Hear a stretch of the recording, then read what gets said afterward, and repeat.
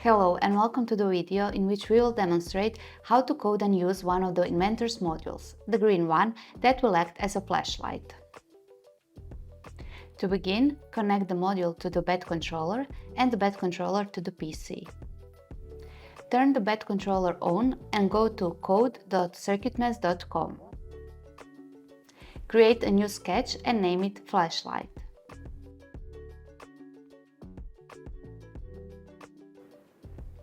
The first block we'll use is the loop forever block that can be found here.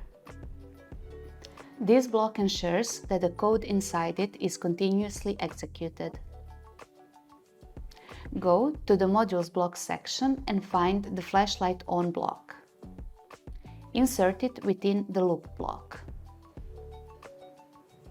Below this one, add the time block saying sleep 500 milliseconds.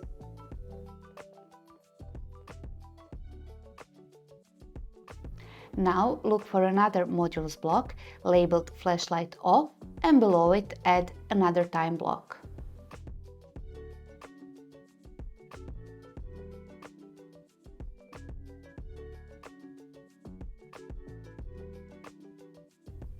Click on the Run button and check it out.